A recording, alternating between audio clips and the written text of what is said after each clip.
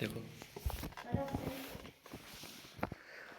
जब मैंने बोला आप करो छुट्टी, जब मैंने बोला कि हमारे पास 7 फंडामेंटल राइट है, उसमें से एक डिलीट हुआ है। वो कौन सा डिलीट हुआ है? राइट टू प्रॉपर्टी डिलीट हुआ है। कौन सा?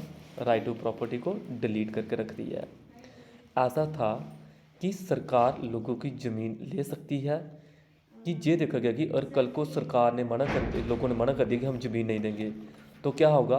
फिर ये रोड जो बने हैं, रोड कैसे बनेंगे? जो ट्रेनें आपको देखने को मिलती हैं वो कैसे उनके लिए रोड मिलेंगे? तो उन्होंने राइट टू प्रॉपर्टी को डिलीट कर दिया, उसको उठा के एक लीगल राइट बना दिया, उसको लीगल राइट बना दिया।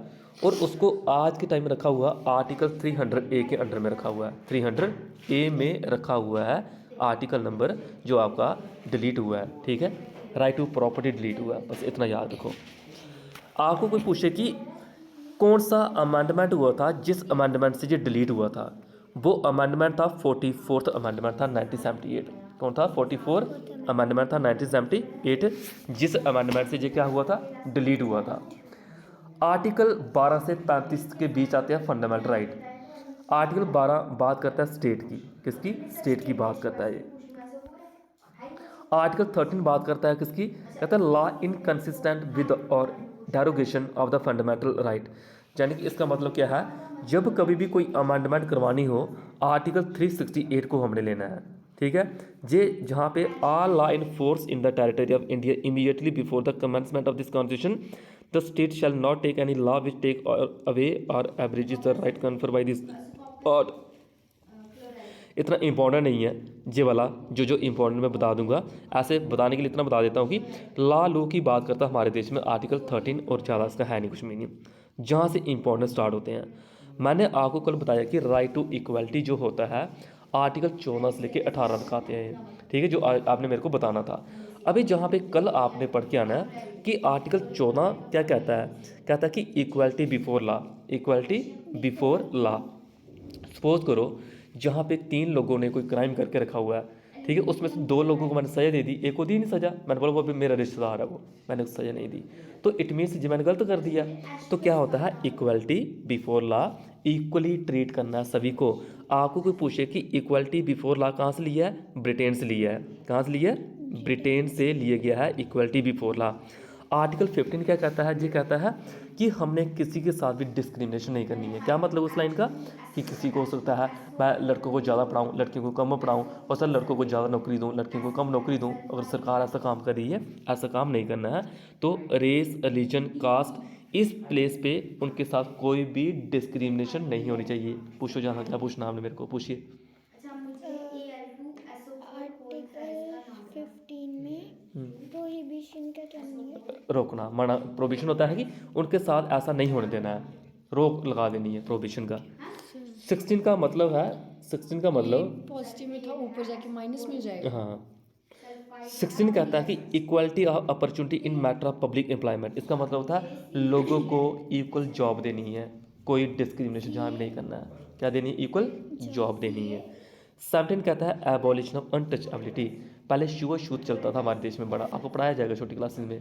ठीक है, भीमराव अंबेडकर ने इन चीज़ों को ख़त्म करने की कोशिश की है कि तू मेरे साथ टच नहीं होगी। अगर तो कोई लो कास्ट कोई है और वो बर्तन को हाथ लगा देता है, हम बोलेंगे इसमें पानी नहीं पियेंगे। पहले था अनटचेबिलिटी, हम दूर दूर बैठते थे, कोई शेड्यूल कास्ट कोई होता था उनको पीछे बढ़ाया जाता था, ऐसे होता था पहले पहले ज़माने में। लेकिन आजकल इन चीज़ों को कम कर दिया गया। लेकिन फिर भी कोई ऐसा पकड़ा जाता है, कोई अनटचेबिलिटी की बात करता है, तो उसको सज़ा हो सकती है आर्टिकल, यानी कि एबोलिशन ऑफ, एबोलिशन होता है ख़त्म, अनटचेबिलिटी को ख़त्म करना है। ऐसा कौन कहता है? आर्टिकल 17 कहता है। 17 क्या कहता है? अनटचेबिलिटी को ख़त्म करना है। ठीक है, पूछो क्या पूछना है। 18 कहता है एबॉलिशन ऑफ टाइटल। इसका मतलब पता क्या होता है? सपोज करो आप देश के प्रधानमंत्री हो, आप देश के कुछ भी हो, आपको भारत रत्न अवार्ड मिल गया, आप ये थोड़ी बोलोगे कि भारत रत्न सीरत हूँ मैं, आप सीरत नाम है, हाँ, भारत रत्न सीरत, ऐसा बोलना गलत होगा। टाइटल नहीं लगाना हमने अपने नाम के साथ, टाइटल नहीं लगाना है, ये मतलब था इसका। बड़े सारे टाइटल अंग्रेजों ने हमारे इंडियन को दिए थे, बट इंडियन वालों ने उन टाइटल को रिजेक्ट कर दिए, नहीं एक्सेप्ट किए। टाइटल बड़ी यूज़ नहीं करना अपने नाम के साथ हमने। चलता पता क्या बोला? आगे है आर्टिकल 19 स्टार्ट हो गया, राइट टू फ्रीडम। फ्रीडम होता है आज़ादी। वो पढ़ा रही है, आप बैठे हो, फ्रीडम है तभी तो बैठे हो। फ्रीडम नहीं हो तो हो सकता है आपको चौक भी पुलिस वाले पकड़ लेते, जेल में डाल लेते, कहाँ घूम रहे हो, आज़ादी नहीं है, अगर जो रूल चल रहा है घर से नहीं निकल सकते आप। तो इसका मतलब ये है राइट टू फ्रीडम आर्टिकल 19 और 22 के साथ आता है, लेकिन आर्टिकल 19 में भी बड़ा कुछ दिया हुआ है। आर्टिकल 19 जो ए है ये क्या कहता है, आर्टिकल के 19 की बात करें, आपको बताता हूँ यहाँ पे सुनो। 19 की बात करें, कहता है कि पहला all citizen shall have the right, सभी सारे सिटीजन राइट है अपना कुछ करने का। ए कहता है freedom of speech and expression, वो लिखा हुआ स्पीच एंड एक्सप्रेशन, कि मैं बोल सकता हूँ, मैं कुछ एक्सप्रेस कर सकता हूँ, स्पीच एंड एक्सप्रेशन। बी कहता है 19 का 20 पार्ट कहता है to assembly peacefully and without arm. आप जहाँ पे सपोज करो आपको एजुकेशन ठीक नहीं मिलती स्कूलों में, आप सारे बच्चे इकट्ठा हो गए कांपड़लंगा में, हथियार लेके थोड़ी इकट्ठे होंगे, बंदूकी शुगर इकट्ठे होकर मार देंगे सबको, गोली मार देंगे, नहीं, पीसफुली शांति से प्रोटेस्ट करियो कि हमारी मांगों को एक्सेप्ट करो और हमें न्याय दिलवाओ, जस्टिस दिलवाओ, हमें ये है वो प्रॉब्लम आ रही है हमें। तो ये मतलब होता है किसका, 19B का मतलब होता है। तीसरा मतलब होता है टू फॉर्म एसोसिएशन या यूनियन, हम इकट्ठे हो सकते हैं, एसोसिएशन या यूनियन एकजुट होकर हम इकट्ठा हो सकते हैं, ये भी आपका अपना राइट है। उसके बाद to move freely throughout the territory of India, ये डी पार्ट कहता है चौथा, 19 का चौथा पार्ट कहता है हम इंडिया के किसी पार्ट में घूम सकते हैं, कोई आपको रोक नहीं सकता, आपका राइट है ये हमारा, ठीक है। उसके बाद कहता है टू रिसाइड एनी सेटल, हम इंडिया में कहीं रह सकते हैं, रह भी सकते हैं और कहीं पे प्रोफेशन कर सकते हैं। आज मैं जहाँ से उठ कर दिल्ली में चले आऊँ, वहाँ पे इंस्टीट्यूट खोल दो अपना, कौन मुझे मना कर रहा है, ठीक है, वहाँ चला सकता हूँ, जी हमारे पास राइट है बिजनेस करने का। समय लगती है क्या क्या बोला है, घर में पढ़ोगे, पूछो क्या पूछना है इसमें से, कुछ डाउट आता पूछिए। आर्टिकल 32 क्या करता था, कल बताया था मैंने, वो करता था रेमेडी की बात करता है, किसकी, रेमेडी। मैंने कहा इसको क्वेश्चन क्या की फार्मूला लर्न करवाया हमने, हाँ हाँ, तो अभी वही फार्मूला इस क्वेश्चन में है, इसको क्वेश्चन बोल की, हाँ वही क्वेश्चन है सेम। ये क्वेश्चन 7th होगा, 7th आया, हेलो 8th 9th, हाँ जी, तेरे को घर से दिए करने के लिए इन क्वेश्चन के पार्ट पूछ, इसको एक एक करके, नहीं आता प्रिपेयर कराओ, वही है, नया क्वेश्चन ही है, वही इजी है, चीज़ें हैं जो आपने अभी इसको प्रिपेयर कराई, वो पूछो उसको। आर्टिकल 32 कहता है कि हमारे फंडामेंटल राइट कहीं छीन लेता है कोई, या कुछ भी है उनका सोल्यूशन हमें कोर्ट में मिलेगा। आर्टिकल 32 हमें सोल्यूशन देता है, क्या देता है, सोल्यूशन। 20 की बात करें, आर्टिकल 20, 19 बड़ा इंपॉर्टेंट है, आप कोई याद रखो नहीं रखो, 19 वाला याद रखना है, ठीक है, ऊपरी प्राइवेट ये याद रखने हैं, इंपॉर्टेंट है। 20 वाला कहता है protection in respect of conviction, क्या हो रहा है, न्यूमेरिकल निकालो, protection in respect of conviction for offences. इसका मतलब है कि no penalty greater than that which have been inflicted under the line force at his time of commission. इसका मतलब पता क्या हुआ कि अब किसी पर्सन की जितनी सजा उतनी सजा देंगे भाई, उससे ज़्यादा सजा नहीं देंगे। किसी को हो सकता है किसी को 2 साल की सजा जेल में डालना है, उसको 2 साल का 10 साल नहीं बनाएंगे हम, उसको ऐसा नहीं, उसको फांसी लटका देंगे, जितनी सजा होगी उतनी सजा देनी है। 21 बड़ा इंपॉर्टेंट है, फिर सुन लीजिए, 21 बड़ा इंपॉर्टेंट है, 19 बड़ा इंपॉर्टेंट है। रास्ते में चलते फिरते आपको 19 21 याद होने चाहिए, ठीक है। ये है, आप किसी को गाड़ी में किसी को कोई पर्सन आप उसको समझा सकते हो, मेरा आर्टिकल 21 है, राइट है मेरा बोलने का, चलने का, इन्वायरमेंट का, ठीक है, किसी को बोल सकते हो आप। Protection of life and personal liberty, no person shall be deprive of his life और personal liberty except according to procedure establish by law.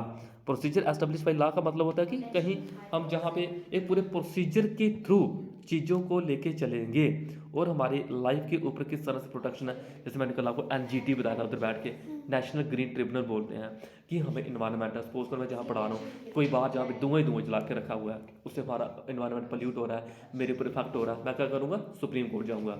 जैसे एक बिल्डिंग थी एक स्टेट में, बहुत बड़ी बिल्डिंग बना दी गई थी, वहाँ फैक्ट्री लगा दी गई थी, वहाँ के आसपास के रहने वाले लोगों को ऊपर उनका ब्रीथिंग सिस्टम खराब हो रहा था, बच्चों के ऊपर इफेक्ट हो रहा था, दिल्ली में आज कितना पोल्यूशन है। तो उन्होंने बोला कि इसका हमारे ऊपर इफेक्ट हो रहा है, वो केस चला गया सुप्रीम कोर्ट, केस चला गया, कहाँ, सुप्रीम कोर्ट। सुप्रीम कोर्ट सबसे बड़ा कोर्ट होता हमारा, सुप्रीम कोर्ट केस गया, तो वहाँ पे उन्होंने बोला कि ये बिल्डिंग जो बनी है ये एक इलीगल है, उन्होंने उस बिल्डिंग को गिरा दिया, बिल्डिंग को गिरा दी जितनी बड़ी बिल्डिंग थी, यानी आर्टिकल 21 लोगों को मिल गया। आर्टिकल 21 होता है right to life, right to life, हम जीने का अधिकार है, जीने दो हमें, जी ध्यान रखना इंपॉर्टेंट है, रहेगा याद। देखो आपको कोई पूछे कि जो हमारी एजुकेशन है ये कौन से आर्टिकल में आती है, ये आर्टिकल 21A में आती है, इधर देखो क्या लिखा हो, आर्टिकल 21A में आती है, क्या, एजुकेशन इंपॉर्टेंट है, बोलना आपको नहीं चाहिए। 22 क्या कहता है, protection against arrest and detention in certain area, no person who is arrested custody without being inform. Article 22 कहता है किसी पर्सन को हम अरेस्ट नहीं कर सकते जब तक उसके बारे में कोई क्राइम नहीं किया उसने। हम जहाँ से घर जा रहे हैं, हमने किए कुछ नहीं, किसी ने हमें जेल में डाल दिया, ऐसा नहीं होगा।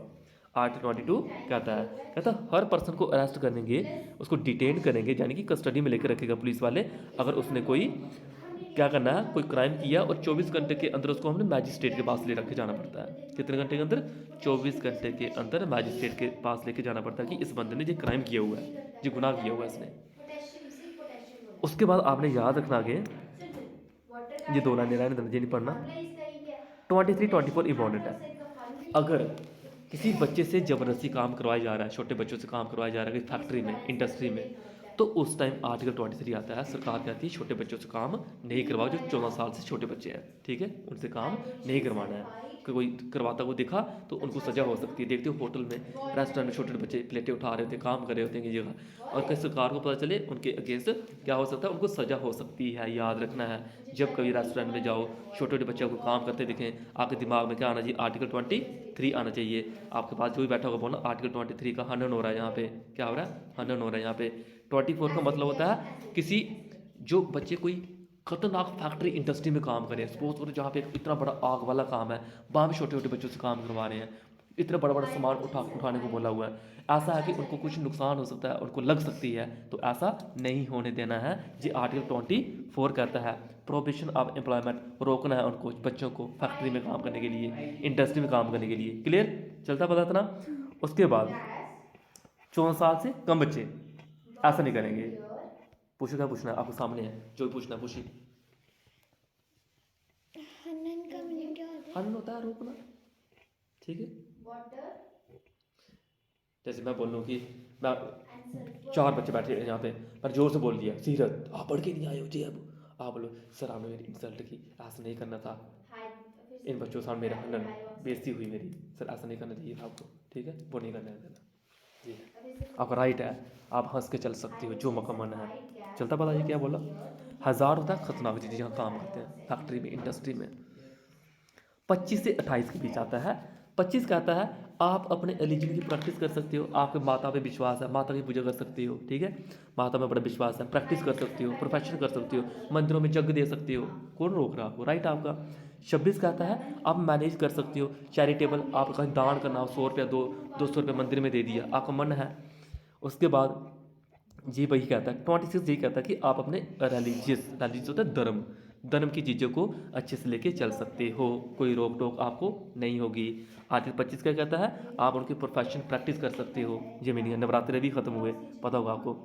साइंस कहता है क्या, ये कहता है freedom as to payment of taxes for promotion, tax के रिलेटेड है। टैक्स जानते हो, जिनकी सैलरी ज़्यादा हो उनको टैक्स लगता है, जी उनके रिलेटेड है, देना टैक्स।